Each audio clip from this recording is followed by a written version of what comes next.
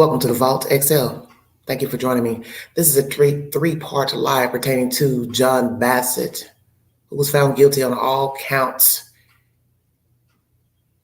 of murder, tampering with evidence, abuse of a corpse, to Kyle. Bryan C. Kohberger has been indicted for the Idaho 4 student slayings. And my third commentary is pertaining to Antoine Suggs, Arizona native,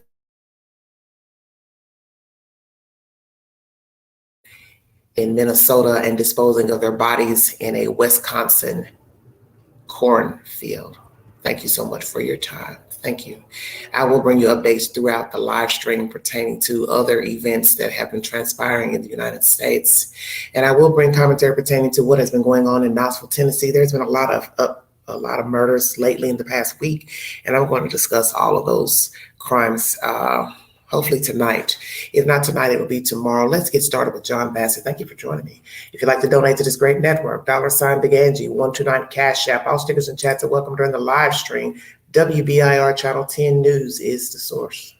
Now, a Knox County jury has sentenced John Bassett to life in prison without parole.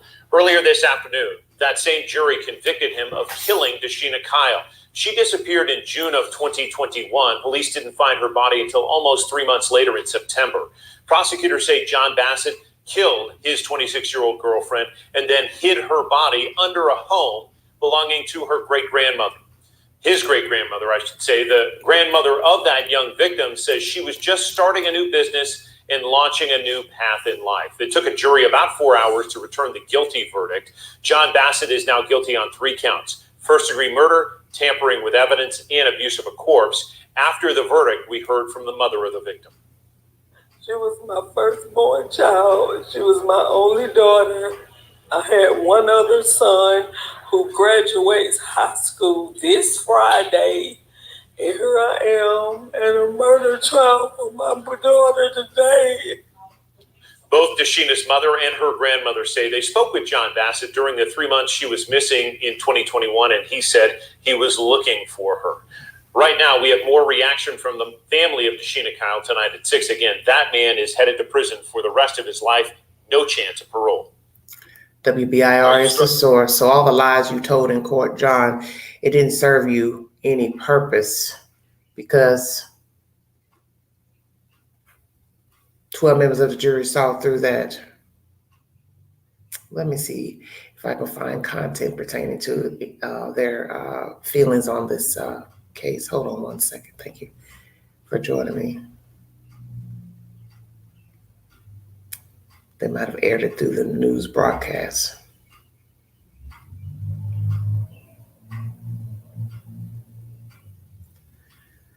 And there's also an update to a suspect who's been apprehended here in Knoxville, Tennessee. Let me get his name 1 second. He's on the TBI most wanted list. Romario Martin. Jair Romario Martin has been apprehended. It is posted to my community board. I'm going to read you information pertaining to the family and their commentary on this guilty verdict, all counts. And Mr. Bassett will be incarcerated for life, no chance of parole, which he rightfully deserves.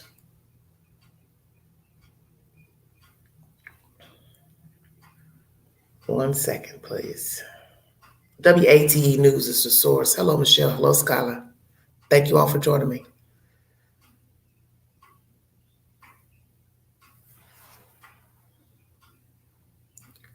A Knoxville man has been found guilty of all charges in the 2021 murder of Kyle, his ex-girlfriend, who was found dead months after she was reported missing. John Bassett, 30, was convicted of first-degree murder, abuse of a corpse, and tampering with evidence on Wednesday. Kyle, 26, was found dead in an abandoned home on Sam Tillery Road September 2021 after family reported her missing in June.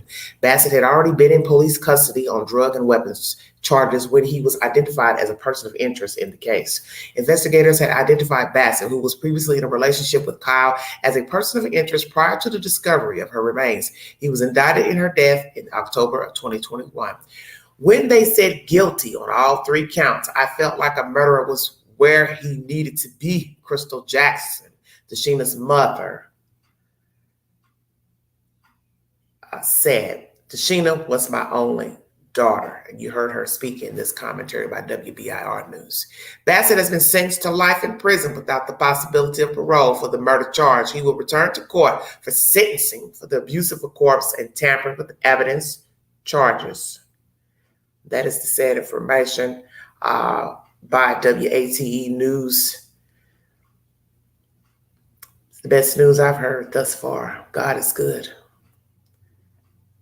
because he deserves to be in jail. And once again, 2 women were found brutally murdered in a house off of Woodlawn Pike, on Woodlawn Pike in South Knoxville.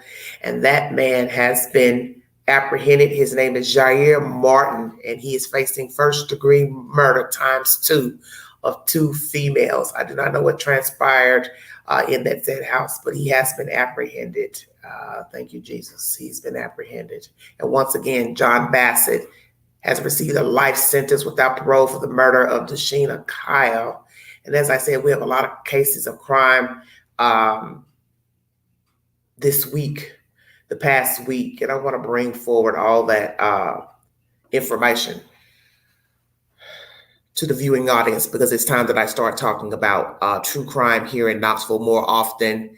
I try not to talk about a lot of the crimes because I live in the general area, but we've had quite a few murders this week, in 1 week, and it's time that I address those crimes because it's out of control. This is an update pertaining to Dashina Kyle.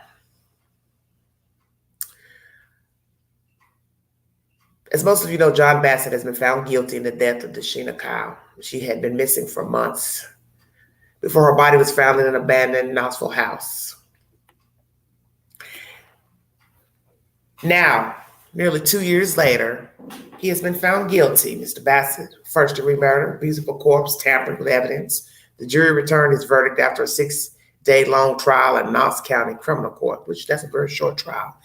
He had pleaded guilty to tampering before the trial started. Knox County Assistant District Attorney Rachel Hill argued Bassett went to Kyle's Wilson Road apartment, shot her in the head, and then stuffed her body in a toolbox before hiding it in an abandoned home owned by his great-grandmother, rather.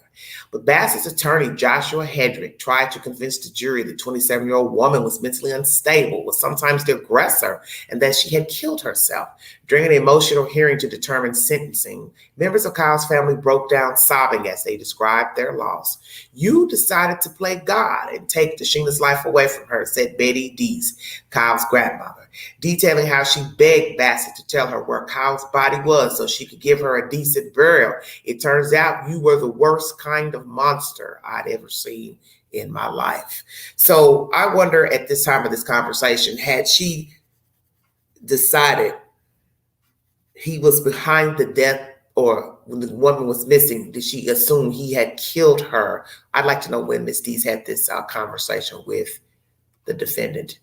The jury sentenced Bassett to life without parole. Bassett testified on the last day of the trial, laying out the course of his relationship with Kyle from the time they met as young teens. The couple had an on-again, off-again relationship that turned toxic at times. "I remember thinking she was pretty cute," he said. The two began a relationship in 2012, and according to Bassett, it started out well, but slowly deteriorated. He described incidents where Kyle damaged his belongings and at one point stabbed him in the leg. He said she would get depressed and obsess over their fights. In November of 2020, he said, she came to his house, refused to leave, and punched out a window. At some point, Bassett said Kyle said she wanted to die, grabbed his gun, and put it to her head. Now, this is what he was saying happened almost 3 years ago. At that time, he said he was able to calm her and take the gun away. But in mid-June the following year, a similar incident took place in Kyle's apartment after the two had spent a a few days together, fighting occasionally. Bassett told the jury he was asleep in the bedroom when Kyle became upset over messages on his phone from other women and grabbed a gun he had given her. She put it to her head, Bassett said, and was backing into a closet when she bumped into a chair. According to Bassett, he lunged forward and the gun went off. Now note that she was right-handed and obviously shot from the left side. So how would that be possible unless she used her left hand to shoot herself? Bassett said he did nothing to help her because he was panicked. I wasn't thinking, he said. Bassett left the apartment on foot and then spent the next few days taking drugs. He eventually returned to the apartment to clean it before bagging up Kyle's body, stuffing it into a toolbox and leaving it in a crawl space under a relative's long vacant house. And that is the same house where the Queen went live showing you the dilapidated house and the state of ruin of the property. I had buried myself, he said when asked why he never came forward. No one would believe me. Lies, lies, and more lies, Hill said, telling the jury. Bassett lied during his interrogation, lied to Kyle's family, and then lied on the stand. And I agree. Hill called Bassett's account of what happened that night a well-rehearsed story, adding the defense's big smoking gun was the incident in November 2020 that had been blown out of proportion. According to Hill, Bassett went back to his house on June 19, 2021 to retrieve a gun, then returned to Kyle's apartment with the plan to kill her. Very interesting. He abandoned her as she was dying, she said, telling the jury his treatment of her body showed a complete disregard and lack of respect for human life. So this makes me think that perhaps, if with this testimony from the district attorney, that possibly she was alive when she was put inside of the toolbox. I don't know. Because one minute they say he left her there for days.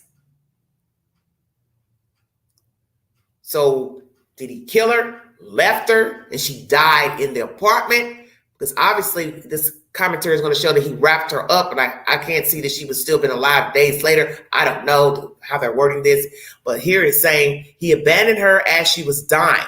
So obviously the autopsy showed possibly she lived a while. I'm not really sure.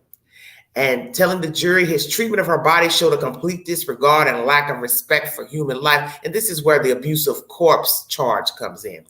You have an abundance of proof, she concluded. Hedrick called the prosecution's contention that Bassett killed Kyle out of anger a good story that appealed to the jury's emotions. But the defense attorney argued the case against his client wasn't logical. Oh, come on, dude. Yeah, it's logical to watch somebody kill themselves and then leave them there in the apartment, whether alive or dead, and then come back, clean up the apartment, and wrap them up in duct tape and plastic, put them in a toolbox, rent a car, and then put them under your great-grandmother's vacant house. Does that sound logical? That sounds illogical. I'm just saying. You heard a lot about animosity, Hedrick said, telling the jury that Bassett's actions instead stemmed from panic and often were nonsensical. Hedrick cited the internet search of gunshot wounds to the head as an example, telling the jury, you would have to believe he wouldn't know a shot to the head would be fatal. Who among us needs to look that up? Well, a fool looked it up because your fool client did. There was no premeditation, Hedrick said. He acknowledged the defendant tampered with evidence and hid Kyle's body, but he said sometimes people will lie or hide evidence because they don't have a feeling of power or agency or confidence that what they are saying will be heard. Bassett, he said, was on probation, was not supposed to be in possession of a gun, and feared no one would believe what happened. In a dramatic reenactment, Hedrick sought to show the jury how Kyle could have been threatening suicide and shot herself. If you think that's possible, you can't convict him of first-degree murder, he said. In July of 2021, Kyle's family approached Knox News, hoping to tell the community about her disappearance and engender more urgency in the search. Kyle's last verified sighting had been June 18th. On June 25th, Kyle's aunt, Rita Turner, went to Kyle's apartment after the family hadn't heard from her in more than a week. Turner found the front door locked and a rear window broken with bits of shattered glass on the windowsill and ground. Kyle's car was parked in its usual spot outside and her dog was left behind. And as I had brought you commentary from others who lived at the apartment complex, and they were repeating something from a dead man who no longer living, it was her neighbor. He had said something about her car being gone, or someone thought her car was gone, but it says here in this commentary that the car was in its usual spot, but the dog was left behind. Very interesting information. I'm wondering if indeed when Rita went by the house, she was actually inside. Usually if you go to the landlord, they can do a welfare check alongside, even without the police, and open the door to see if you are in there or not. So I wonder if they approached the landlord and asked if he or she would open the door so they could see if she was in there. And perhaps had they went in during the time that he had left her body there, they may have discovered Miss Kyle. After Kyle went missing, Bassett spoke to police and denied knowing where she was. He had been on probation since pleading guilty in 2019 to one count of possessing half a gram of cocaine. Police arrested him July 7th on violation of probation charge. Months went by and community members launched several searches. Finally, in late September 2021, Kyle's body was found in an abandoned home in North Knoxville. Bassett, who was now 30, subsequently was charged with Kyle's murder. In February 2022, prosecutors announced they had opted against seeking the death penalty and instead were seeking life without possibility of parole. Knox News is the source. So he gave his rendering of lies in court, and 12 members of the jury saw through them.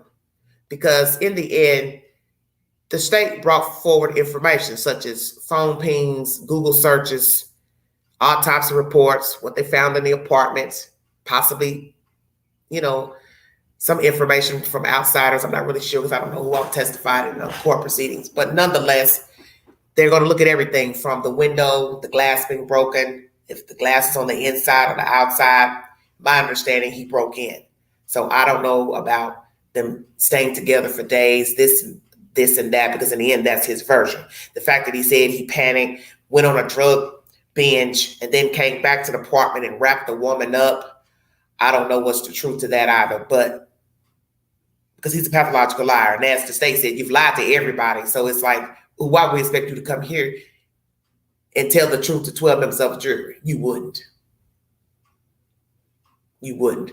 He rented a truck, and that's obviously to carry the body to the house. So the truck put him at that house. Because I always wondered what was the smoking gun as far as putting him at the house.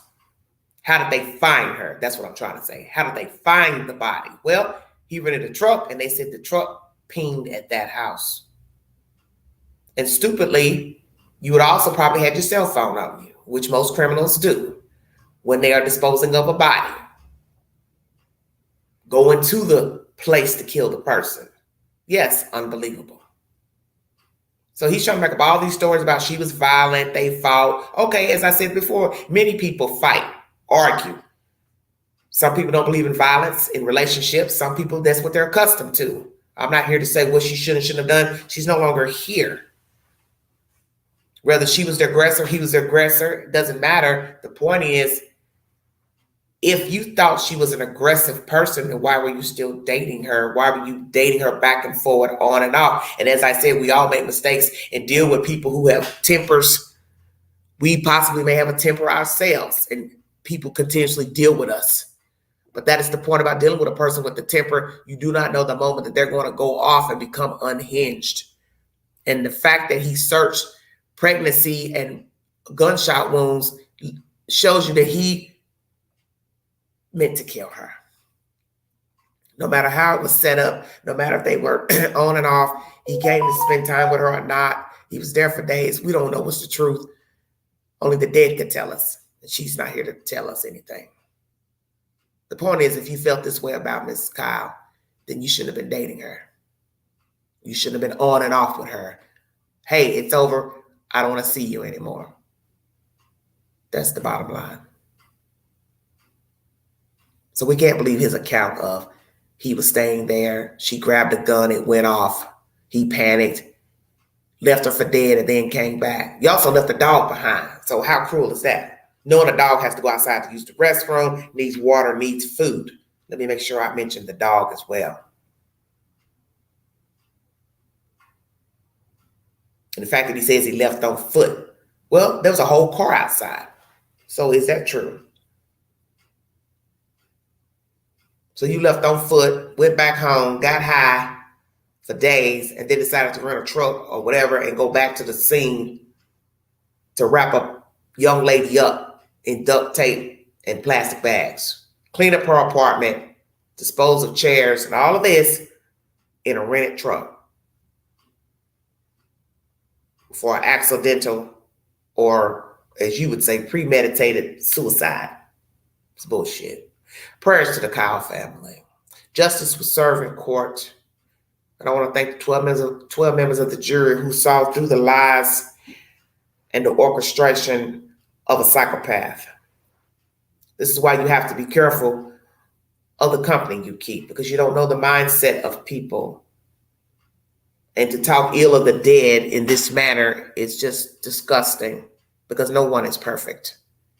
And we know that when people are young, they make a lot of mistakes in choosing the people that they date and have sexual relations with and who they bear children with. But you can't take it back once it's done. And sadly, that's what happened in this case. Her entanglement with this person, he became unhinged and murdered her for whatever reason, whether it was he thought she was pregnant, they had a fight, she saw stuff in his phone. So you really don't know what's the truth. But you did Google search gunshot wounds to the head and pregnancy. So obviously you thought she was pregnant. And the fact that the lawyer says, his lawyer, why would somebody search for that? They should know that a person, I guess, would be dead if you shoot him. Well, obviously he's a dodo bird. How about that? Did you ask your client that? Oh, why did you research that in Google search? And if you did, what was his answer? Naturally, you wouldn't tell us. But it's amazing how when it's time for court, the lawyers try to always downplay what the defendant has done as far as killing, covering up, abuse of the body, Google searches, conversations with others. And then they try to tell you that it's illogical why they wouldn't be doing this and that, and saying that it makes no sense. What was illogical was killing this girl and leaving her for dead. And then double backing to the crime scene. That was illogical. When you walked out, you should have kept it moving. You didn't think to clean up after you killed her? Oh, excuse me, the suicide, the alleged suicide. That's what most people would have done. They would have cleaned up right after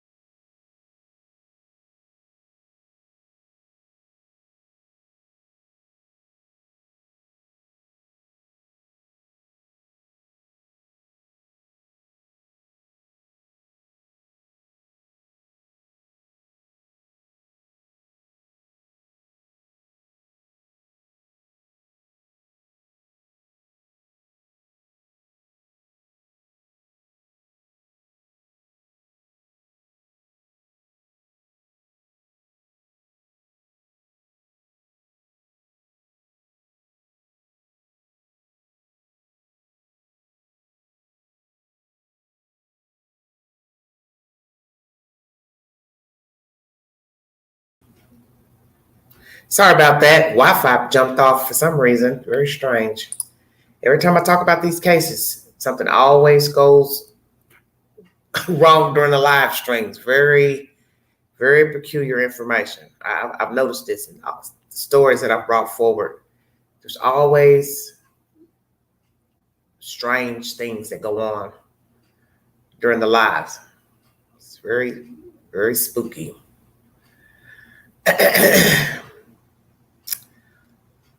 Antoine Suggs was found guilty of murdering 4 African-American people in Minnesota and dumping their bodies in Wisconsin in a cornfield. The motive has not been determined why he killed these people. Allegedly, his version, I believe, is that they tried to rob him of a night of drinking. I don't know.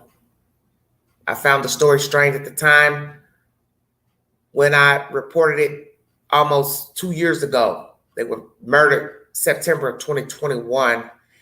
Fox 9 Minneapolis St. Paul is the source of this information pertaining to sentencing. He's received a 103-year sentence. Let's play that information, everybody. I can tell that there is a lot of pain and hurt that you suffered. And you are right that you will not get your loved ones back in the physical form. But as you were telling your victim impacts, the smiles that you had as you talked about their memory and what they've done and what they've meant, I want you to hold on to that, because that is what's going to persist on. You're never going to get an answer to why Mr. Suggs did what he did. And I will talk to Mr. Suggs now. Mr. Suggs, it's clear to me that you truly believe that you acted in self-defense. It's clear that this is your belief as you're in trial. It's clear that this is your belief here today. You did testify. You testified under oath. You had an opportunity to tell what you believe in your story of what happened that night on September 12th.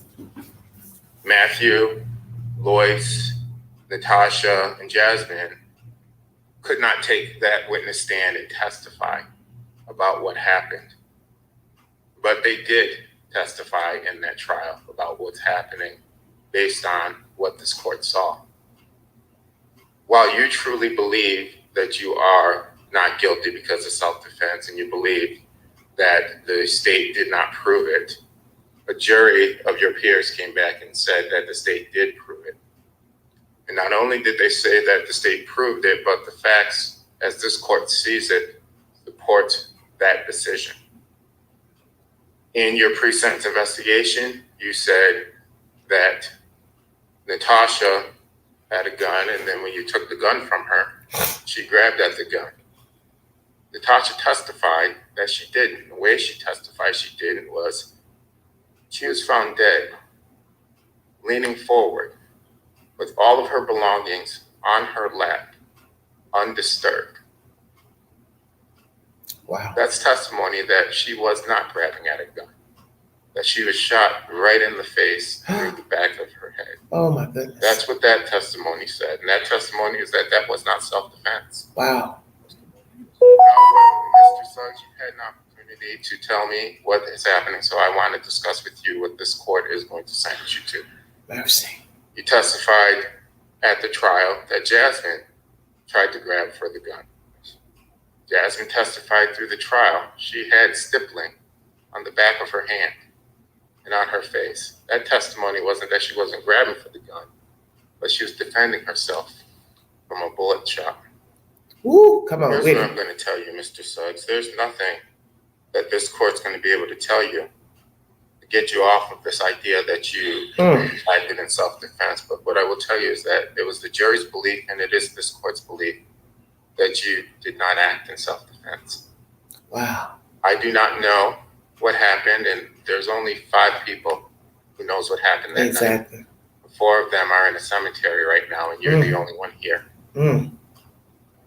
So with that being said, the next question I had for myself is, what is the appropriate sentence? And how to craft a sentence to think about rehabilitation and the possibility of you returning to the community, but also giving the victims the justice they deserve and accountability for your actions.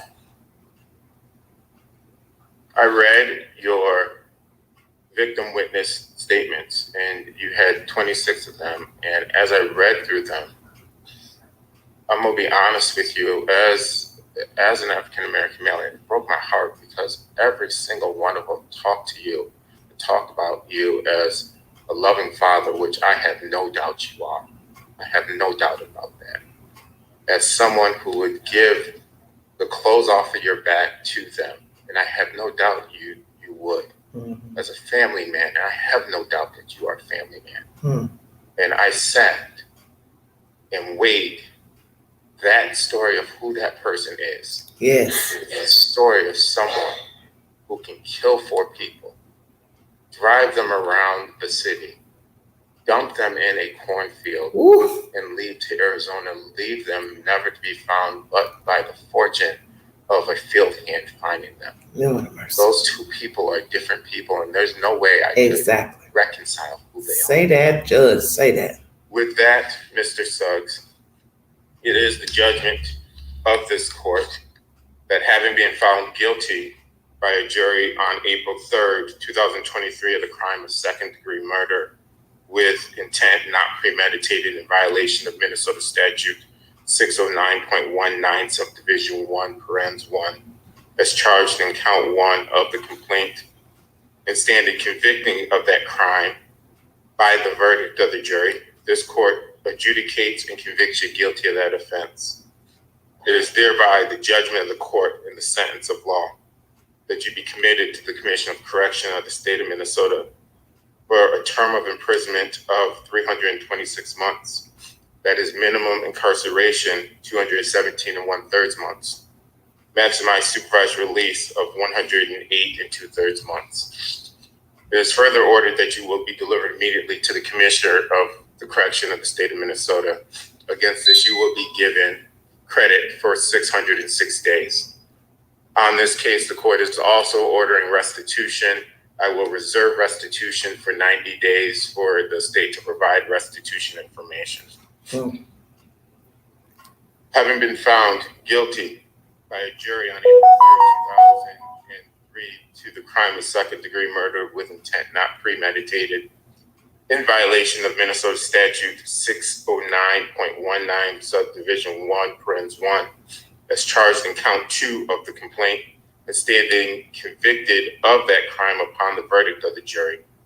The court hereby adjudicates and convicts you guilty of that offense and is therefore the judgment of the court and the sentence of the law that you be committed to the Commission of Correction of the state of Minnesota for a term of imprisonment of 306 months. That is minimum incarceration, 204 months, maximized supervised release of 102 months. That sentence will run consecutive to count 1 of the complaint of the conviction. 300 something. It is further ordered that you will be delivered immediately to the Commission of Corrections of the state of Minnesota. As it relates to count 3, having been found guilty by a jury on April 3rd, 2023 of the crime of second-degree murder with intent not premeditated in violation of Minnesota statute 609.19 subdivision 1, parens 1, as charged in count 3 of the complaint and standing convicted of this offense, is thereby the judgment of this court and sensitive law that you be committed to the Commission of Correction of the state of Minnesota for imprisonment of the term of 306 months. Minimum incarceration, 204 months, maximized supervised release, 102 months. The court will note that that will be consecutive to count 2 in this matter. Are you struggling to afford rent, gas? Sorry about that. Brief commercial. A lot of years. He's going to die in there. But that was his choice, killing those people. And restitution will be reserved for 90 days on that issue. Having been found guilty by a jury on April 3rd, 2023 to the crime of second-degree murder with intent not premeditated in violation of Minnesota statute 609.19 Subdivision 1, parens 1 is charged in count 4 of the complaint and standing convicted of that crime upon the verdict of the jury. The court hereby adjudicates and convicts you guilty of that offense. It is thereby the judgment of the court and sentence of law that you be committed to the Commission of Corrections for the state of Minnesota for imprisonment of a term of 306 months, minimum incarceration 204 months, maximized supervised release of 102 months. Against the court will note that that will run consecutive to count 3. The court notes that the big decision I had to make was whether or not this would be consecutive or concurrent. And as I went back and forth, each one of these individuals, Natasha, Jasmine, Matthew, as well as Lois, deserves that you serve time for each one of them. And that this court found that consecutive sentences would not appreciate the severity of this offense, but more importantly, the effect of this offense on this community, the effect of this offense on the families. The fact is that I recognize what I've done here today. You are going to be serving 1,224 months in the correctional facility. And I recognize that in doing the math, because we here in the court talks about this in terms of months, that's 101 years. Wow. I recognize that. And I lost sleep over that. Ooh, mercy. I lost sleep wondering, is there something I could do You only do one life anyway. to perhaps give you an opportunity to be out in the community? And is there something that is redeeming that will allow that to happen? Right. And as I listened to your statement at the end, there was no sorry for your loss. There was no understanding that while you truly believed that this was self-defense, that there are 4 families grieving loved ones. You, throughout this trial and throughout this sentencing, cast blame on others. And this is a sentence in which you now have to take the responsibility for the acts that you have done. Wow. You cast blame on your father for the aftermath of what happened, and you testified you didn't remember something so significant. Exactly. You cast blame on Jasmine and Matthew and Lois and Natasha for their deaths. But make no mistakes, you caused their deaths. You pulled the triggers. You put them in their graves. And for that reason, you will serve this time. Oh, Lordy. Fox 9, everybody, is the source. This is pertaining to Antoine Suggs, sentenced to basically 103 years in prison for the deaths of 4 people. Let's go back in time pertaining to how this came to be. I don't know if he was an addict at the time, if these people were using, selling. I don't know. Something about it tells me this drug related for some reason in my mind. It's just something about the story is off. And let's just see what we can find to go back in time to what actually happened. Let's see. Law and Crime's got a story up pertaining to this case. Let's see.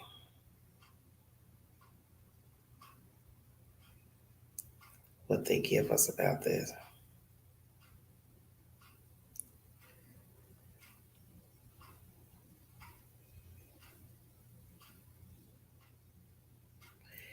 Let's start at the beginning, everybody. Thank you for joining me.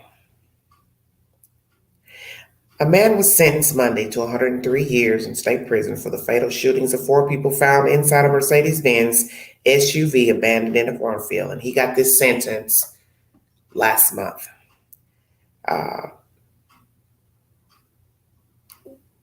Found guilty last month and then got the sentence here recently.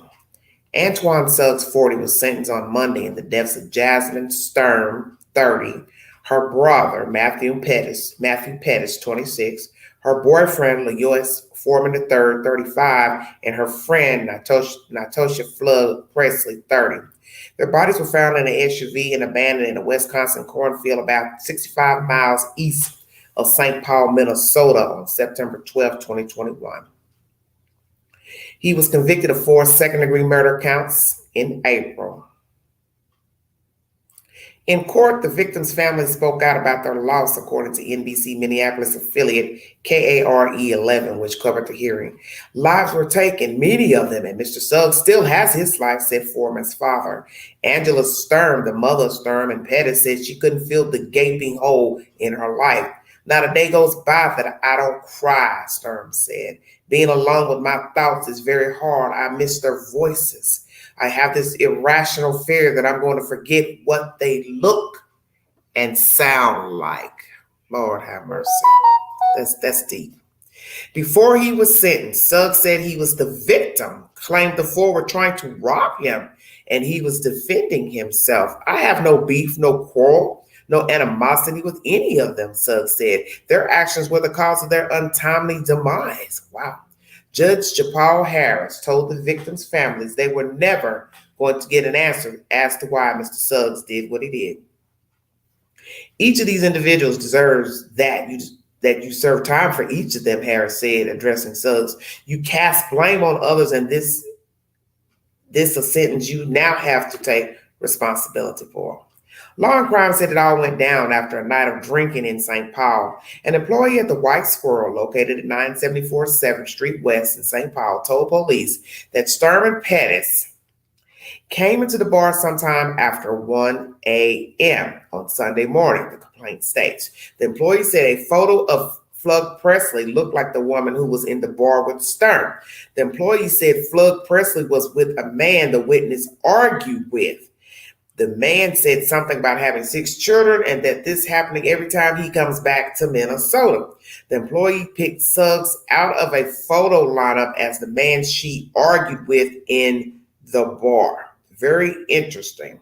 So let's go back to that again. The employee said a photo of Flug Presley, that's a female, looked like the woman who was in the bar with Sturm, one of the other people. The employee said Flug Presley was with a man the witness argued with. The man said something about having 6 children and this happening every time he returns. And I believe that would be our suspect. Citing surveillance footage and phone data, investigators indicate that Suggs killed the victims around 7th Street in St. Paul between 3:30 a.m. and 3:48 on September 12th. Videos show Flug Presley slumped over in the front passenger seat of the SUV with her head pointed toward her feet, authorities said. And this is where you hear the judge saying to Mr. Suggs, how could it be self-defense when all her belongings are in the car, her head is slumped over, and obviously you shot her in the face, and obviously she probably must have tried to block the view. I don't know, the gun. It doesn't show that she was aiming at someone or had a gun. Very interesting. Okay, Suggs told his father he shot and killed him in the SUV after he snapped. The complaint said that Suggs' father, Darren Lee McWright, who also uses the last name Osborne, gave his son a ride to Minnesota from Wisconsin. This is crazy. After they left the Mercedes-Benz SUV in a cornfield, Suggs' father denied knowing the bodies of the people his son shot were in the vehicle they abandoned, the document said. Well, you know that doesn't make any sense because you're talking about 1, the suspect, and then 4 people. That's 5 people. Okay? You've got 4 people dead. The suspect makes 5, and you, sir, as the father, would make 6. So if he abandoned the car with the dead people, how would you not know that these people were not in the car? Because this is where they were found, was in the cornfield. So your son drove these people out there. But I got a feeling you knew they were dead people in the truck, and you followed him all the way out there to dump the car with the bodies in the truck. So you should be an accessory. I'm just saying. 1 minute, everybody. Finish pulling this information up.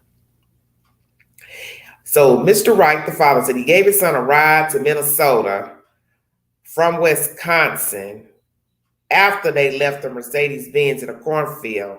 Denied knowing the bodies of the people his son shot were in the vehicle, the document said. McBride was arrested, ultimately pleaded guilty to 4 counts of hiding a corpse, and was sentenced in December 2022 to 5 years in prison.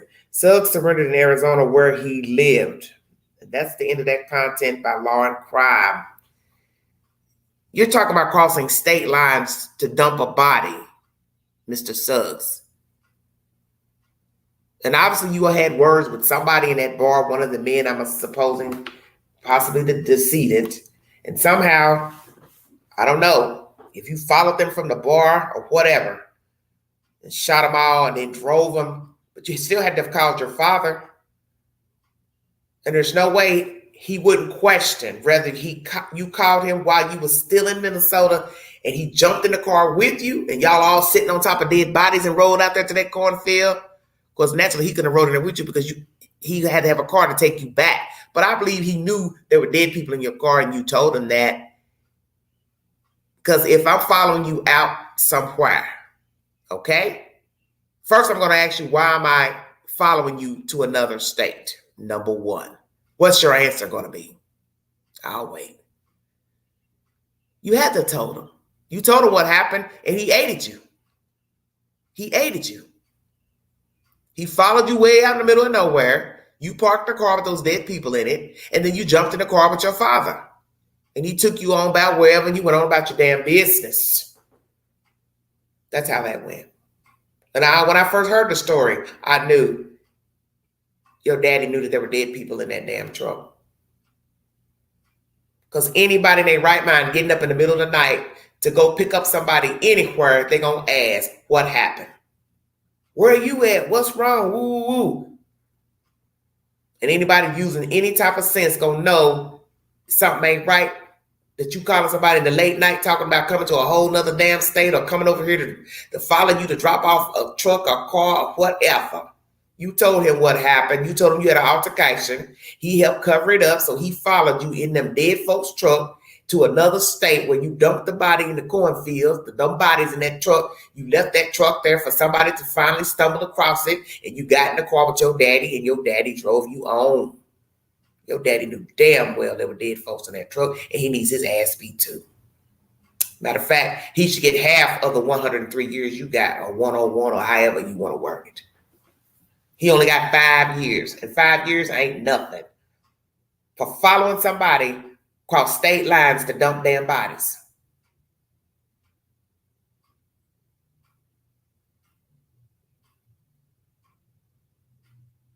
Are y'all listening to what I'm saying? Because you want me to believe he dumped the bodies and then called his father and said, hey, I'm over here in Wisconsin in the middle of nowhere. Can you come pick me up? It still would be crazy. He still would have had knowledge that there were dead folks in the truck. Whether the son told him or didn't tell him. Whether he met the son in Minnesota and saw the dead people in the truck and followed them out there to the cornfield to dispose of the truck, or he drove all the way to Wisconsin, pulled up. Wouldn't you be asking, what are you doing out of here? Whose truck is this? Hey, there look like some people in there. You see where I'm going? So, Daddy, you guilty all the way around. You guilty all the way around. And lo and behold, when he gets out of prison, because it's just 23 and he just been sentenced, a year, somebody be out there waiting on him to be entangled with him. And ain't no way in the hell I want to be entangled with nobody that helps somebody dump some dead folks. But you can best believe there'll be a woman lined up to be with old daddy. My feelings about Mr. Suggs when I first read this story almost 2 years ago is that he was a dope fiend. That's just the feeling I got about him. And as you heard the judge telling him, I read and heard that you were a great dad, you were this, you were that. Well, he also had a temper. Because you just don't wake up one day and shoot people. You shot more than one person. I don't care if each one had something to say that night in the bar, instigated, you still killed all of them. So that means you've had underlying anger issues and you have popped off before. and the fact that you were saying in that bar, every time I come back, I have problems, then that means you probably don't need to go around certain people in certain elements. Because what did you have to argue with some random strangers or people that you knew of or ain't seen in a while? You don't live there anymore, so what the hell do you all have to argue about? Now, allegedly, he had 6 kids. Did he have 6 kids that these people knew, or the baby mamas, mothers? I don't know. I do believe there's some type of entanglement or some type of knowledge that these people had of each other. Because just some random person arguing with another random person in a bar, and they don't know each other, and then those people end up dead by that same person, that would lead one to think that these people knew of each other to some degree. Because if I'm not mistaken, I thought I heard that back then. But in the end, we have control of our temper and how we manage it. And whatever was said in that bar that night, you should have walked away and kept it moving. Said your piece in that bar and walked out. So I'm trying to figure out, how did he get with them to kill them and then get in the car with them and dump their bodies?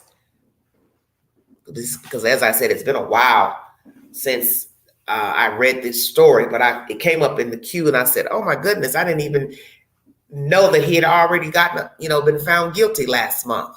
But Mr. Suggs was found guilty a month ago for 4 murders, quadruple homicides, got aided by his father to dump the bodies in a cornfield in the neighboring state, Wisconsin. And then the father took him on his merry way.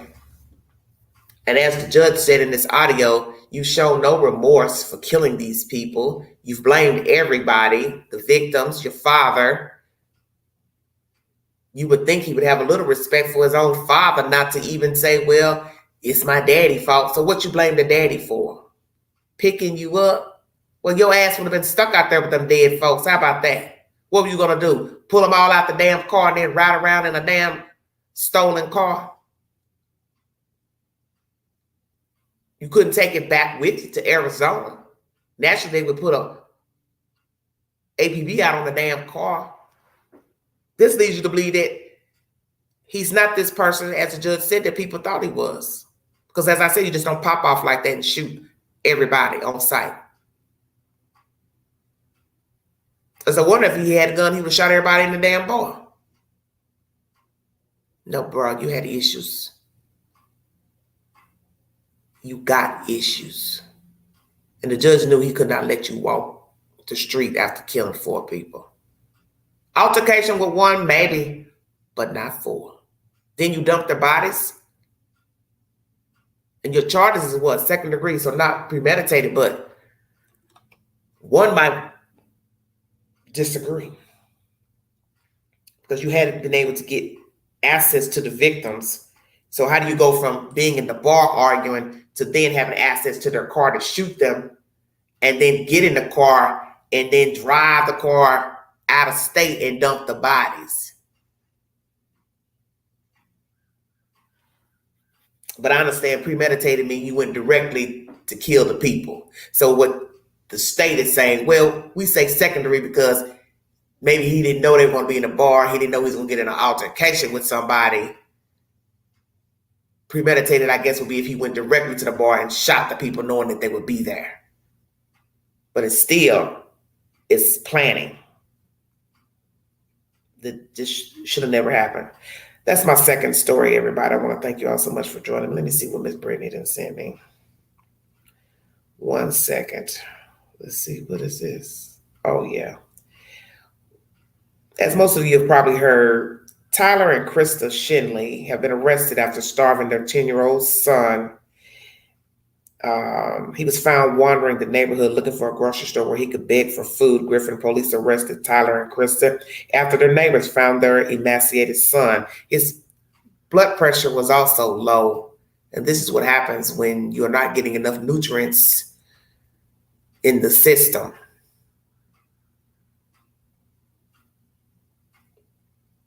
£36 allegedly this child weighed, a 10-year-old boy. They also have other children. They have not said how the other children look, but they were arrested once they went to the station. The father turned himself in and was arrested. And then when the wife, they got a hold of her, both were arrested. Now, when you look at this picture of them, where they're sitting somewhere having wine and blah, blah, blah, nice house in the background, looks very nice.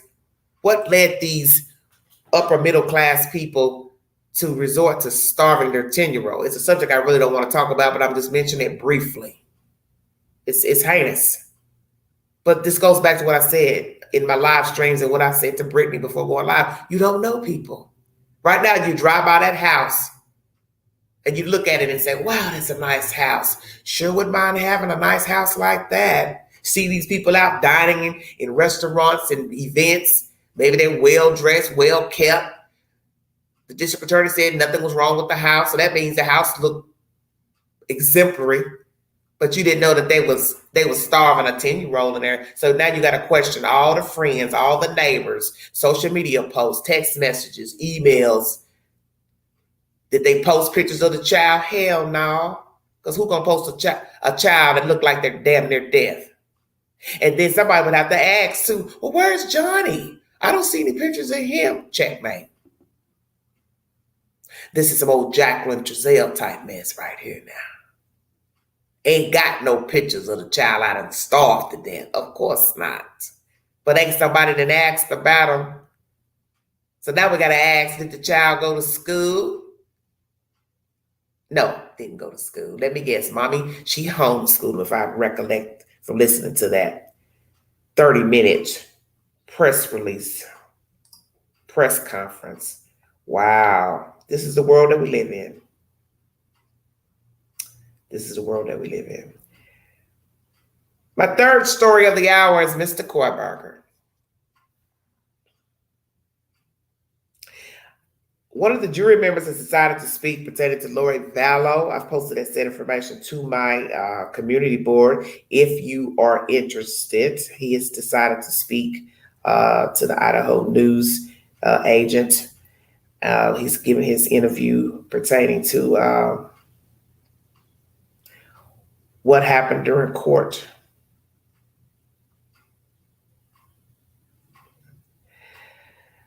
Okay, everybody. ABC News is the source pertaining to Bryan C. Kohberger. The grand jury indicts Bryan Kohberger in connection with murder of 4 University of Idaho students. The 28-year-old was extradited to Idaho in January.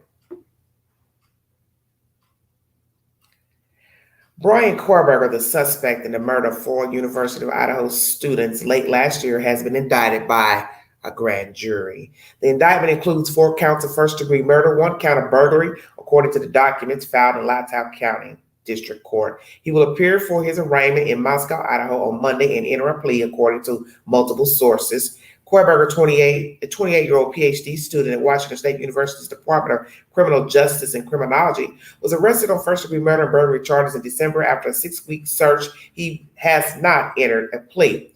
Kohberger was arrested at his parents' home in Pennsylvania, and he was extradited to Idaho in January. Roommates Xana Cornado, 20, Kaylee Goncalves, 21, Madison Mogan, 21, as well as Cornado's boyfriend, Ethan Chapin, 20, were stabbed to death at the girls' off-campus house in the middle of the night. We are just grateful another step in the process has been completed, and we believe this was the best option for the circumstances, Steve Goncalves, the father of Kaylee, said in a statement to ABC News Wednesday. 2 other roommates survived the stabbing, one of whom saw a masked figure in the house. Neither are considered suspects in the stabbing. The 4 students were probably asleep when attacked, and some had defensive wounds, police said. And let me say this, as far as calling them survivors, I really think that should be considered. Maybe we shouldn't be saying survivors, because we do know that he stalked the girls, and if he stalked them, then he had knowledge of where that they lived in the house, and that also that there were other women in the house.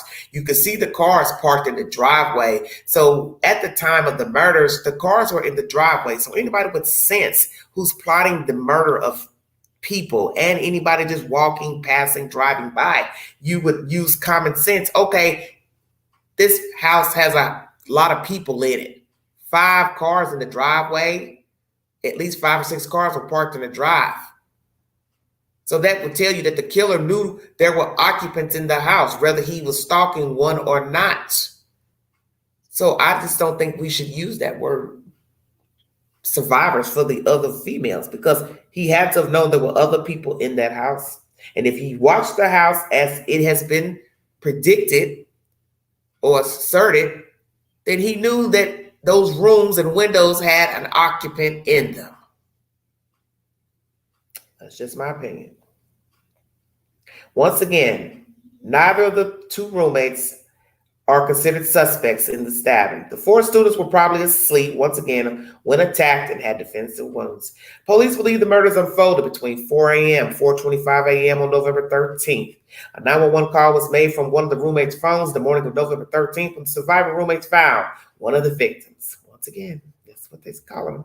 The call requested help for an unconscious person who was not responding. When officers arrived on the scene, they discovered the 4 victims. Authorities said DNA from the suspect was recovered on a knife sheath left on a victim's bed, according to the documents. On December 27, police recovered trash from Kohberger's parents' house in Pennsylvania, and a lab determined the DNA from the trash was the father of the person who left DNA on the knife sheath, the affidavit said. This is a developing story. Please check back for updates. abcnews.go.com is the source. So Bryan C. Kohberger has been indicted on 4 counts of first-degree murder and burglary charges. And his first arraignment for this said charge will be on Monday, and we will see what plea he will enter, guilty or not guilty. Naturally, he's asserted that he is innocent, so we will see what he has to say at the arraignment and who all will be at the defense table. The blonde-haired beauty who don't have no business representing, but that's another subject. I was looking in the queue today and found some commentary from the Daily Mail. I didn't even know they had a YouTube channel. And during this commentary, she's talking about the storage unit in his apartment and what possibly he could have left behind in his apartment, what he could have taken to Pennsylvania, to his parents' house, discarded in Pennsylvania, what he could have discarded after the murders in Idaho, Washington State, and what could he have possibly had in the storage unit. You will learn some things in this commentary that you may not have heard, because there were things in it I hadn't heard, such as in the 2-bedroom apartment that he was renting through the university, one of the rooms remained locked per protocol by the school. So that means Kohberger didn't have access to the 2nd bedroom. That would lead you to believe that they would rent that room out to another prospect student, which is scary as hell, the thought of knowing someone would be living in that apartment as a student with a damn serial killer or mass killer, however you like to word it. Imagine that. Kohberger having a roommate, and while this other student is trying to work and live cohesively, and God forbid they ain't a killer, they're sleeping in a house with someone who's stalking kids online and driving over to their house and school and work and God knows what else he was doing, and sleeping in the same apartment with you. I want you to think about that now. Let's play that commentary, and then we'll chop up that said information. Right now, we are also on verdict watch for Jacqueline and Trezell West. The state and the defense has rested, and the jury now has the case against the two. They are charged with the murder of 2 adoptive children, Orrin and Orson West. So we will see what will happen with the jury when they come back. Will that verdict be guilty or not guilty? And once again, John Bassett, Knoxville, Tennessee, has been found guilty of all counts in the murder of Deshina Kyle, and he will serve life in prison without parole. Antoine Suggs of Arizona has received a 103-year sentence for the quadruple homicides in Minnesota, where he killed 4 people and left them dead in an SUV in a neighboring state of Wisconsin in a cornfield, and aided by his father, who received a 5-year sentence, 2022. Thank you for joining me. You are listening to The Vault XL. Let's hear what the Daily Mail has to say about the shenanigans of Mr. Kohberger.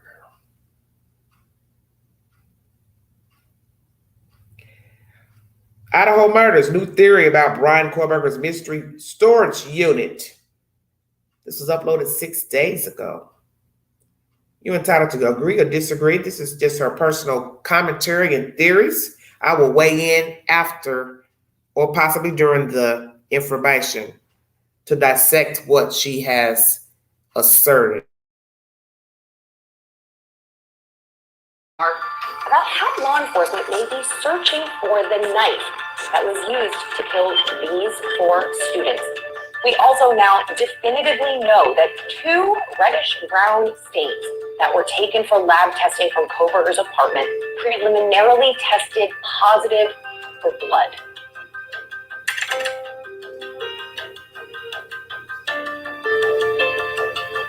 Now, I sifted through 166 pages of these new documents, most of which just repeated information that we already knew about the investigation, but there were a few pretty fascinating, pretty telling tidbits that we weren't already aware of.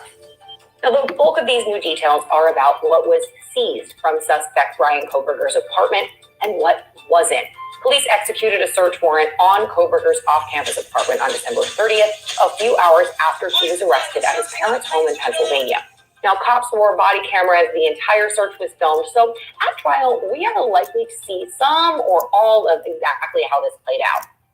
I don't know about you, but I'm fascinated by Bryan Kohberger, and I'm really curious to see how he lived. The 28-year-old lived alone in Pullman, Washington at the time. He rented a 2-bedroom apartment through Washington State University, where he was a PhD student and a teaching assistant.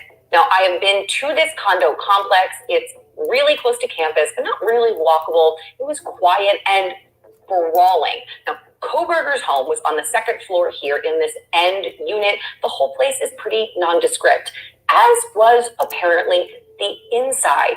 Kohberger's space sounded pretty bleak, to be honest. An investigator on the scene reported that the apartment was sparsely furnished and fairly empty of belongings. And something that stood out to me as being glaringly weird, for lack of a better word, he didn't have a shower curtain. Now, that could mean absolutely nothing, but it strikes me as definitely odd. Who hasn't seen a crime thriller where something nefarious was wrapped? The apartment was sparse. Maybe he couldn't afford furniture when he first got there. Maybe his intent was not to put a lot of furniture in there. What was the intent to go to this university? I have gathered in my thoughts that perhaps the only reason why Kohberger applied to this school in Washington State was to stalk these young ladies and get close to one of the ladies or more that lived at this house. Information has come to News Nation a little while ago that perhaps he had made contact with the ladies a year before enrolling into the graduate program. And that would feed into what I was already thinking. He found these girls on IG a year or more beforehand, became fixated on one of the ladies in the house, and applied to school just so he could be close to Idaho University. Sounds far-fetched, sounds crazy, sounds delusional, sounds deranged. We have known people to do these type of things.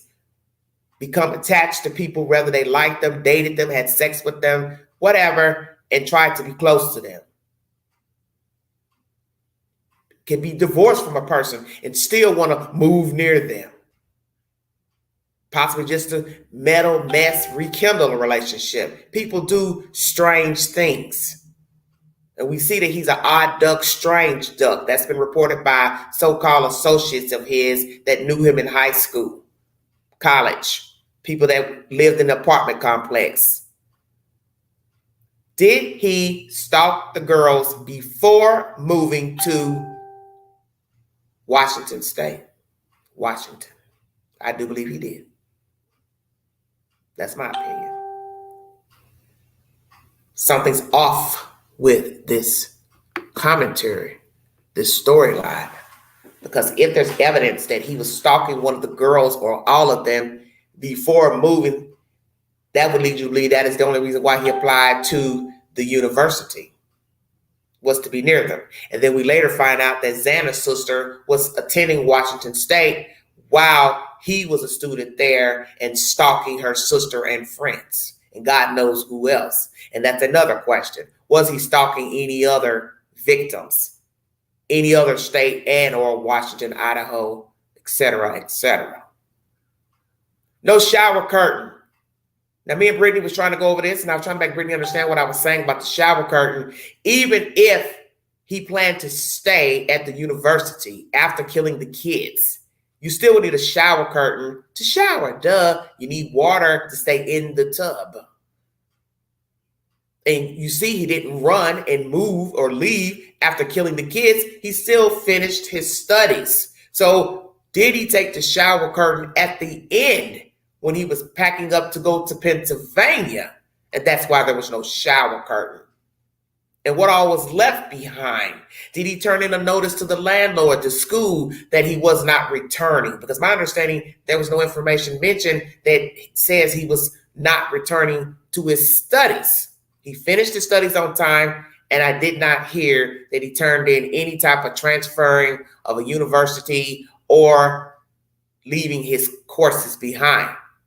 So that is something I would like to know, because the shower curtain is something one could question. Now, Brittany may have thought, well, he didn't want to leave DNA behind, but like I said, if he was planning to return back to the school, what difference does it make? You take the shower curtain down after killing the kids, you shower. If they've got blood on the curtain from you cutting yourself, you go replace it and put another one up. So did he plan to return back to the university?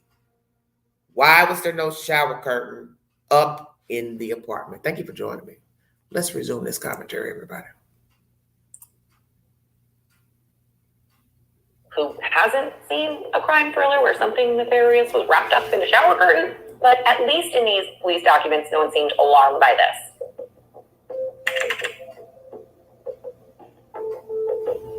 Once inside, crime scene investigators presumptively tested more than 50 items for blood. A screwdriver, a pizza cutter, a light switch, things like that. Really anything that had a dark brown or reddish stain.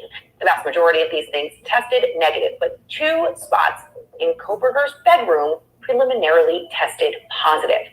There were 2 reddish-brown stains on an uncased pillow from Kohberger's bed, and only one of them was tested. But when that came back positive, the item was taken into evidence and then sent to the lab, so both of them will likely be tested. There was also a brown irregular drip stain found on a mattress pad. Now, this mattress pad sounded pretty gross. There were, quote, multiple stains on it. Now, like the pillow, this first stain they tested came back with an initial positive result.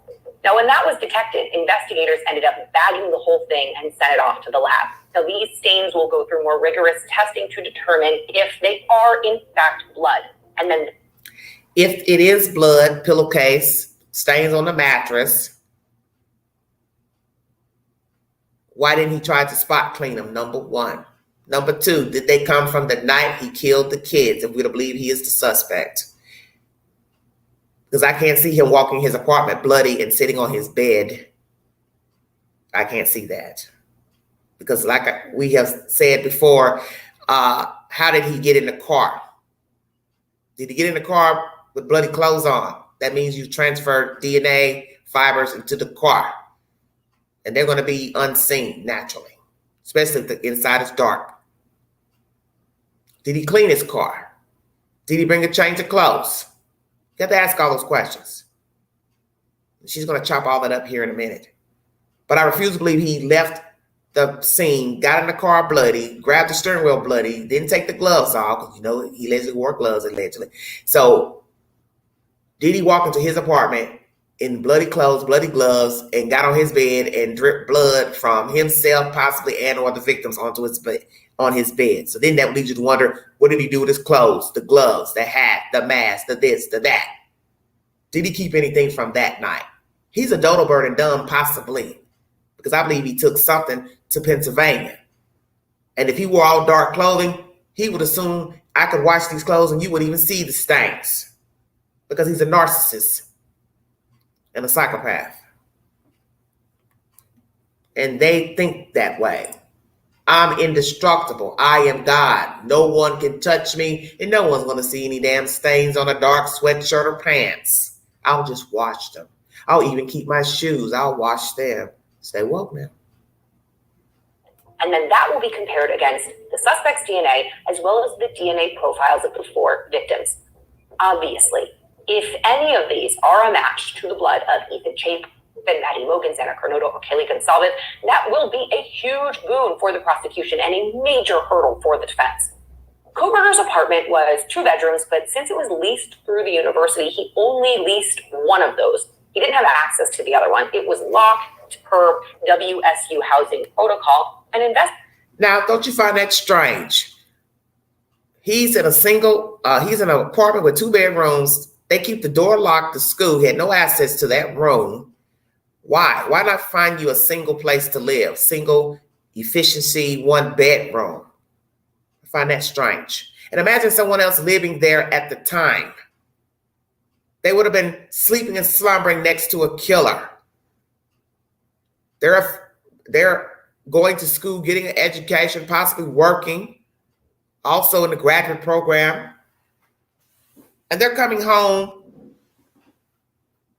bringing their worldly goods, school books, schooling home, and sharing a whole apartment with a diabolical killer, stalker. I want you to think about that for just a second, because this happens all the time, because we have sadists running around. They are parents, they're brothers, they're sisters. They have children. They're married, they have girlfriends, these men, and they're sharing their lives with people who have no idea that they are diabolical. Maybe they have exhibited some anger issues, some sick sexual sadistic acts and expectations and requests.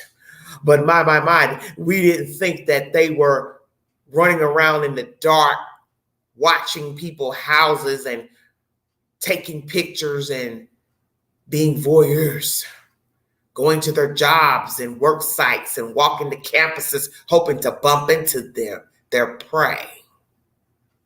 So you don't know people. And when I heard this information that door remained locked, the first thing I thought, imagine them renting that room out to an unsuspecting male. He's sleeping in the house with a stalker, a would-be killer, soon to be killer. Imagine that. Coming back in caught with bloody clothes on, bloody shoes. Hey, what happened to you? Nothing. Mind your business. Go to sleep. I want you to think about that now.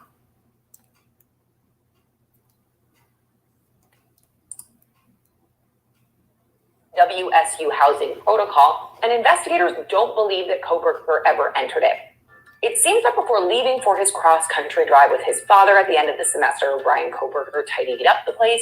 Investigators noted that all the trash cans had been emptied. Not too surprising.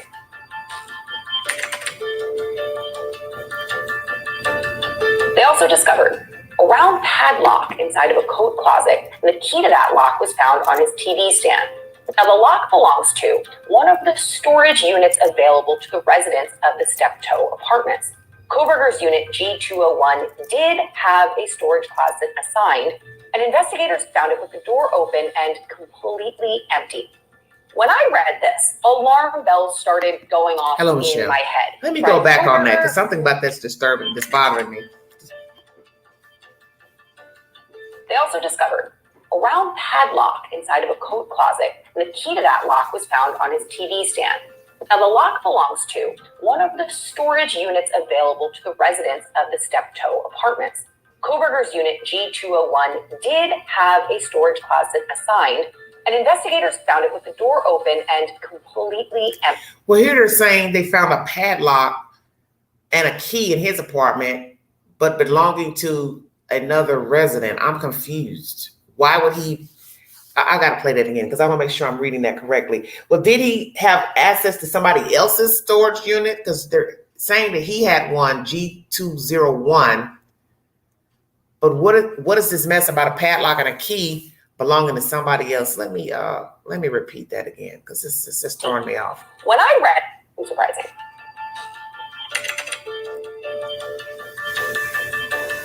They also discovered a round padlock inside of a coat closet, and the key to that lock was found on his TV stand. Now, the lock belongs to one of the storage units available to the residents of the Steptoe apartments. Kohberger's unit G201 did have a storage closet assigned, and investigators found it with the door open and completely empty.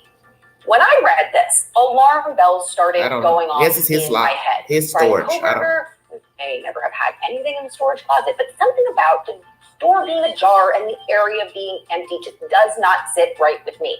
And it didn't sit right with investigators. In documents, an officer on the scene said that they believed the unit was, quote, likely accessed between the time of the murders and Kohberger's trip home to Pennsylvania, and more importantly, quote, it is also believed the storage closet could contain trace evidence. Police were so convinced of this hunch that they asked the judge to amend the search warrant so they could legally look through the storage closet.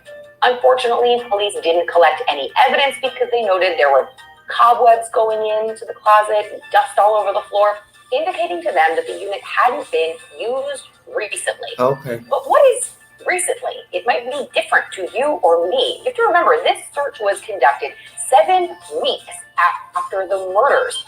I don't know about you, but I know for me, my apartment gets a nice coat of dust settling down in just a few days when I'm cleaning it regularly, and that's with me and my family living in it. So I don't know. I believe there is more that can be learned from this storage unit, and it's plausible that this space was used to store items relating to the murders temporarily before they were disposed of. And if that happened, let me interject here. I would like to know why she would think he would store anything in there.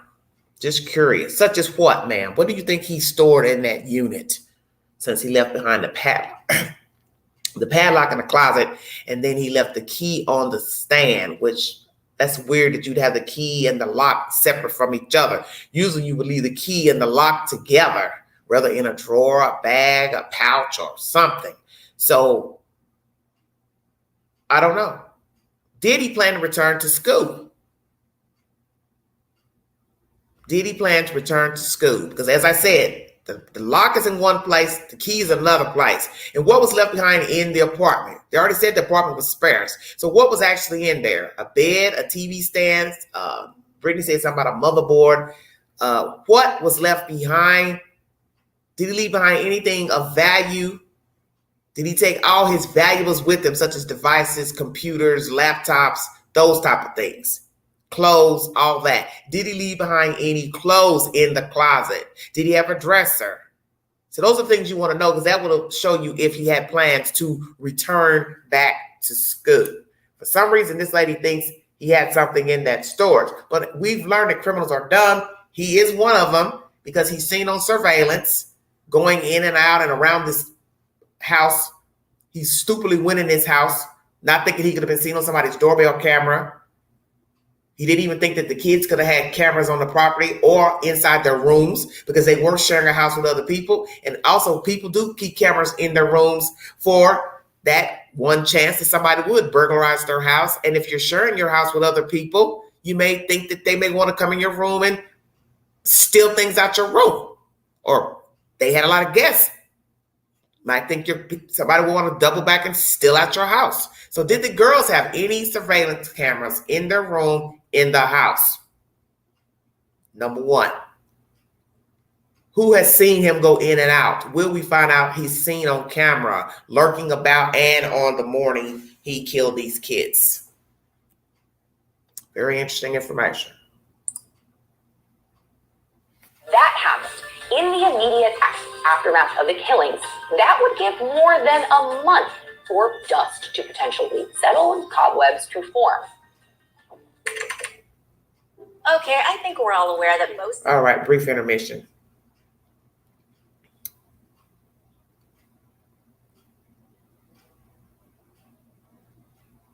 One second. Jumped off of there. I don't know if he used anything or not. Used that storage unit. We will see. Hold on a minute. I don't believe the storage about you, but I know for me, my apartment gets a nice coat of dust settling down in just a few days when I'm cleaning it regularly, and that's with me and my family living in it. So I don't know. Had to go back. I believe there is more that can be learned from the storage unit. I Jump up. want to dive a little deeper into this theory, and a caveat here: Kohberger is charged with quadruple homicide and burglary. So my theory is just that Hold on 1 second. it's possible that this space was used to store items relating to the murders temporarily before they were disposed of.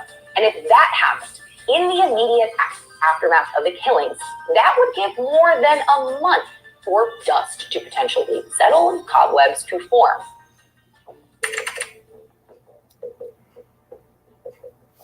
So I want to dive a little deeper into this theory, and a caveat here: Kohberger is charged with quadruple homicide and burglary, but he is innocent until proven guilty. So my theory is just that, a theory. A K-bar knife sheath was discovered at the crime scene, but the knife itself was not. It appears whomever the killer was took it with them when they left. And as far as we know, the clothes that the killer was wearing the night of the murders have never been found. The night of the killings, there's a gap in time between 4:20 a.m. and 4:48 a.m. where investigators are unsure of Bryan Kohberger's alleged movements. At 4:20, CCTV footage near the crime scene captures a white car, which cops believe is Kohberger driving in his Hyundai Elantra, leaving the area at a high rate of speed. Now, the suspect's phone was off the grid all night, but at 4:48 a.m., it pings a tower south of Moscow, Idaho. Where it pings is in the middle of a sprawling farmland, which is pitch black at that time of night. One theory so far was that the killer may have discarded bloody clothes and the murder weapon along that route. But now knowing that he had access to a private storage closet makes me lean away from that theory. Police say there was a significant amount of blood at the scene, and it's likely that the perpetrator's clothes and shoes were covered in it. So along with the knife, the killer would have had to get rid of the clothes they were wearing at the time. It is not out of the realm of possibilities to think that the suspect would have taken them home with him and kept them hidden so that they could be disposed of later. Now, it is just speculation, but my gut tells me that the killer probably had a clean set of clothes in his car and changed out of the bloody ones somewhere along that dark rural road so he didn't return home covered in the blood of the victims on the off chance someone saw him. A perp, particularly one with extensive knowledge of the criminal justice system and law enforcement, would probably not want to keep those things, bloody clothes and knife, in their home. So a padlocked storage closet is not a bad place. Now, there isn't any evidence that we know of that Kohberger. Did he have changed the clothes in his car? When his car pinged out at that 4:48 or whatever, out in the middle of nowhere, was he discarding the weapon, discarding his clothes? If he did discard his clothes, where did he discard them? Did he put them in a plastic bag and discard them? Where is the knife? Did he hide it, or he buried it, threw it in a river, pond, ravine? What? I can't see him bringing the bloody clothes back to the house and keeping them in that storage unit. Now, perps have known to want to keep something from that night that they committed the crime or the day. Something from the victim, a weapon, clothing. He's already stupid to be stalking them using the same phones pinging during the crime, after the crime. So he might be stupid enough to have taken the clothes and stored them in a bag and brought them back to his house and kept them in the apartment and or the storage unit. I don't know. But he's not bright, because if he was bright, we wouldn't be talking about him. And he wouldn't have left behind the knife sheath, because I believe he forgot that. I believe he went straight upstairs. The girls were his first victims, Maddie and Kay, and he pulled the knife out initially up there, went on his rampage, and walked out of that room not thinking, oh, I left that sheath on that bed. Now, there isn't any evidence that we know of that Kohberger kept anything in his storage unit or emptied it, but it's worth a deeper look.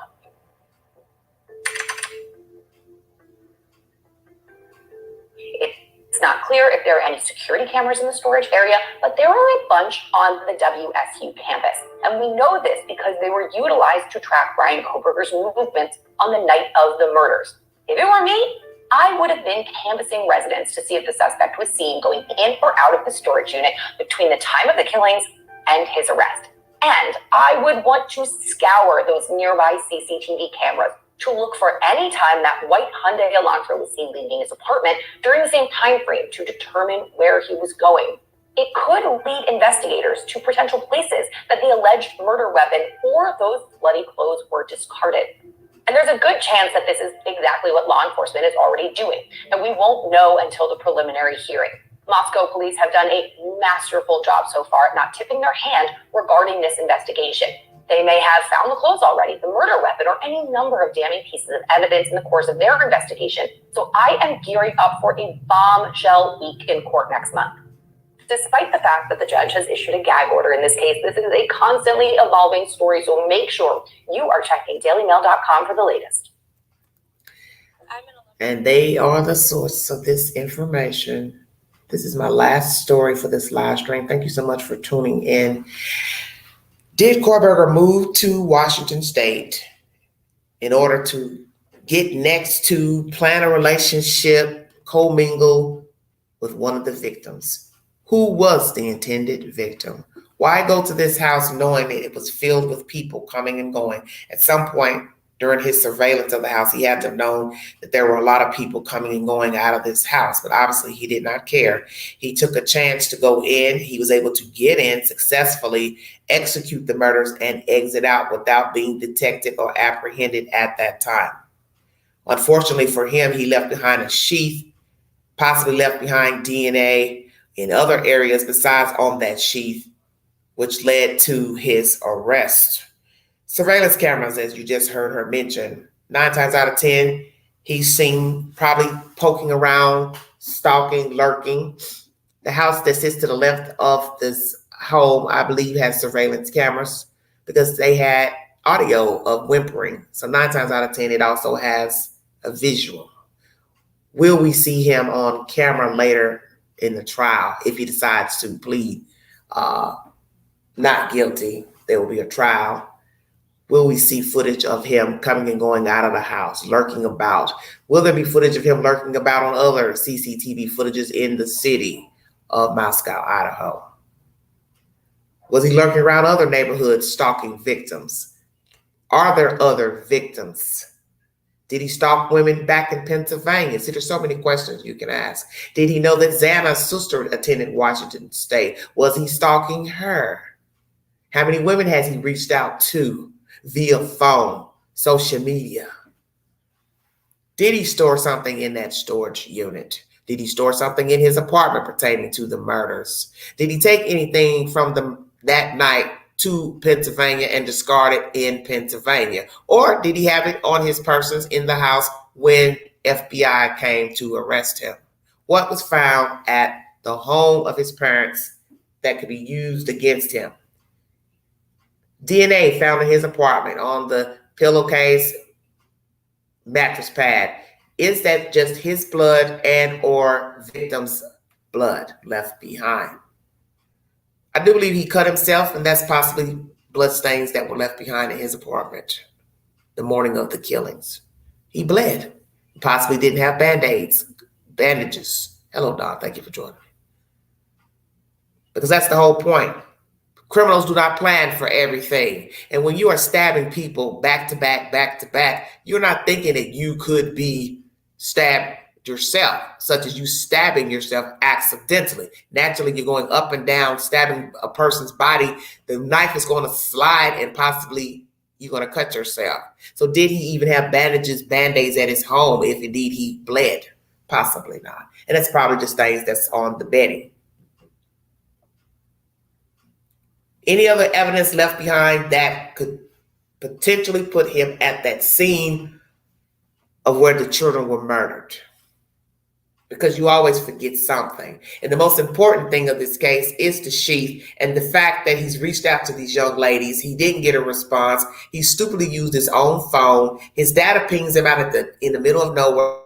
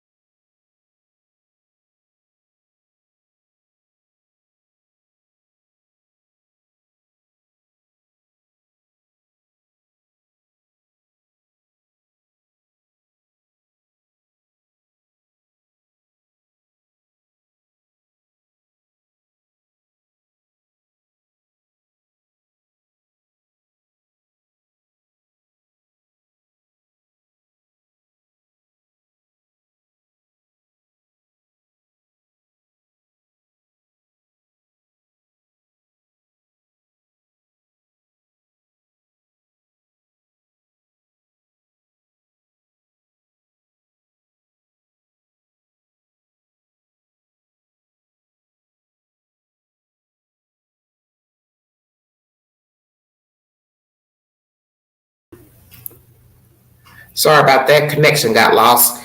You go on foot to commit a crime. You don't drive your car.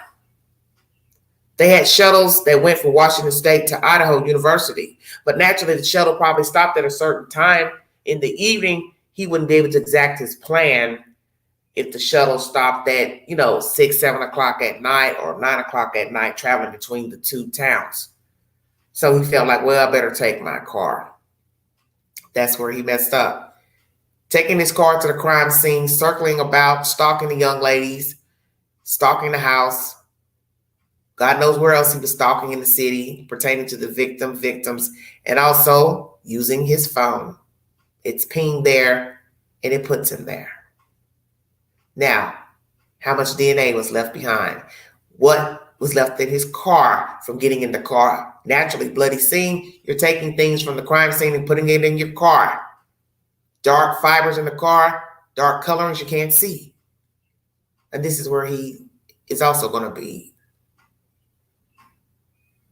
messed up. Because you're going to clean, wipe things down, thinking you got everything. And then he immediately clean up the car. Because as I said, some things are not visible on dark colorings, fibers. Where is the knife used? Did he just hide it or he disposed of it altogether? Did he take anything from the night to Pennsylvania? Or did he discard all of it that night? Clothing, shoes, jacket, hat, gloves, whatever. And he used disposable gloves. And I brought you information about that. They said something about a motherboard being left behind, so I'm going to Google that because I don't know much about computers.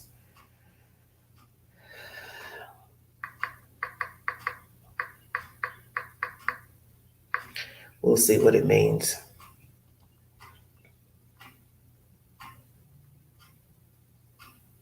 Spiceworks is the source. What is a motherboard?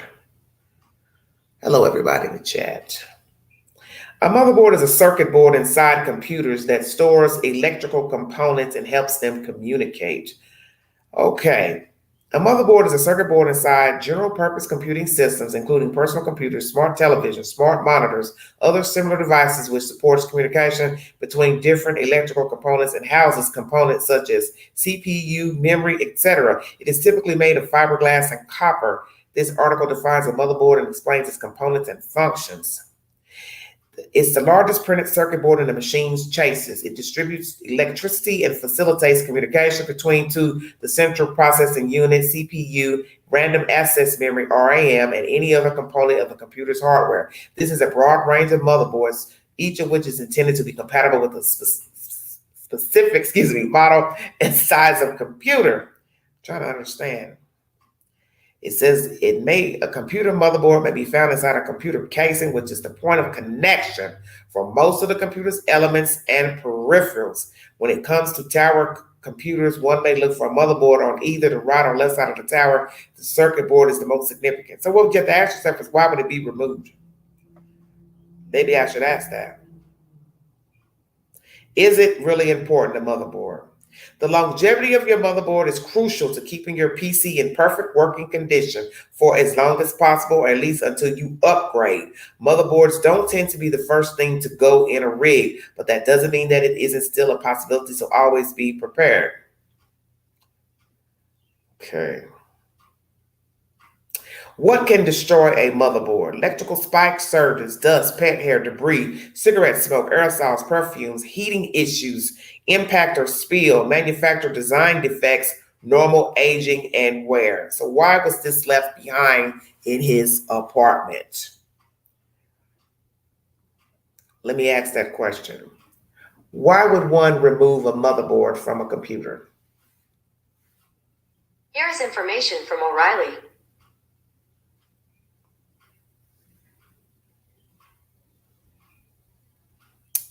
So basically it's just showing you how to remove it.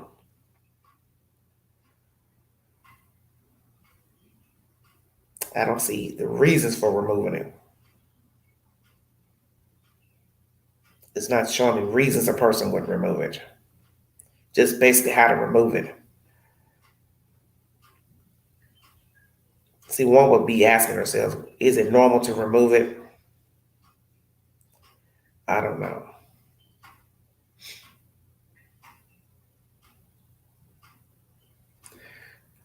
Just doing a little background. So they have videos to show you how to clean your PC's motherboard, how to build a PC from scratch, how to install a motherboard. So we'll probably never know the real reason he removed it.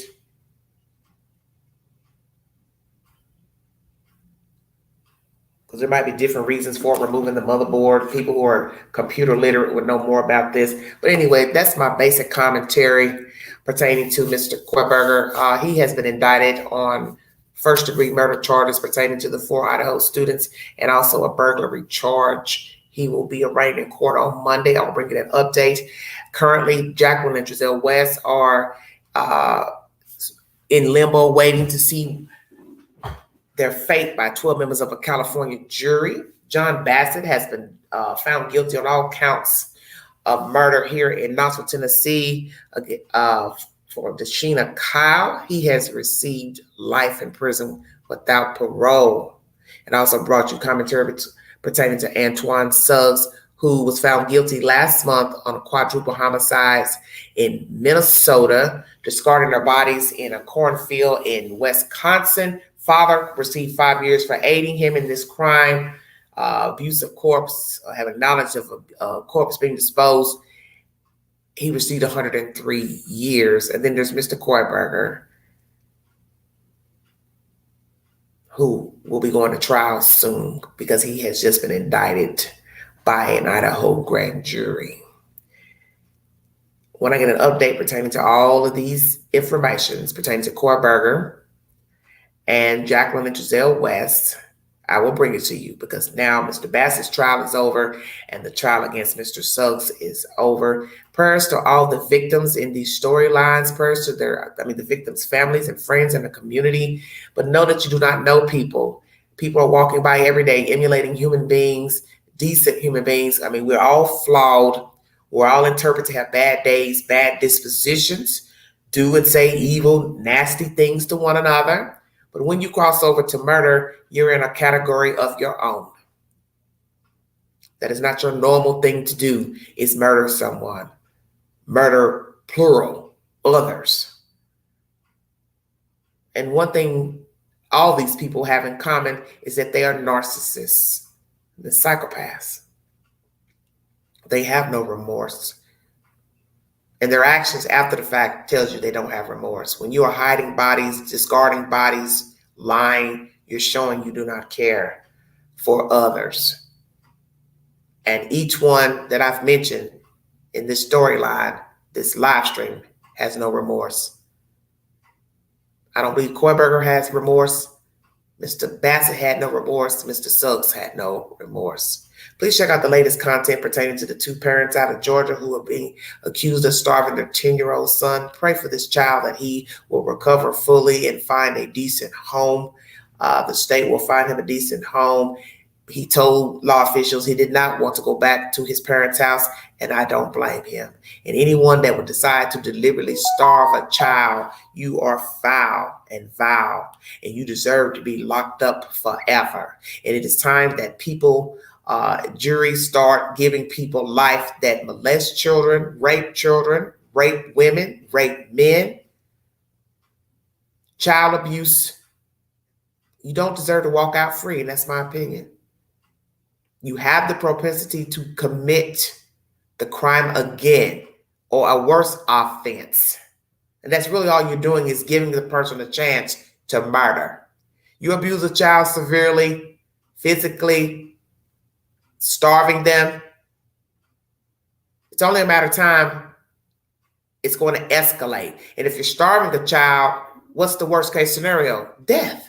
And that's what the district attorney said during her press conference. We are charging them with first-degree murder because they're deliberately starving the child to death. 36 pounds. And that was something else I wanted to Google. I told Brittany I was going to check on that too. One moment, everybody.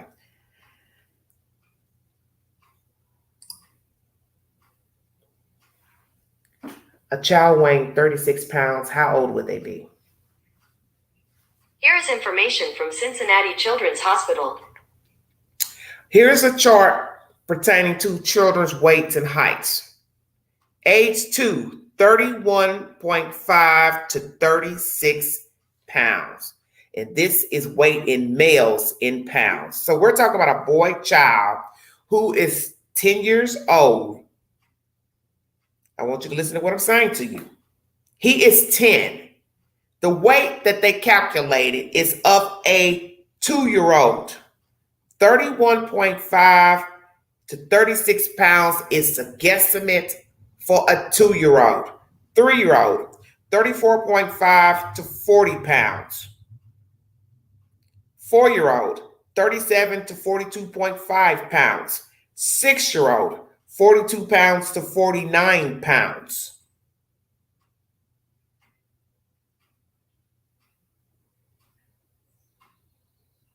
Oh, no, I think that's the height. Excuse me. Let me go back. Let me repeat that again because I've messed up. A 2-year-old is expected to weigh between 24 to 34 pounds. Excuse me, because I was reading the heights in females.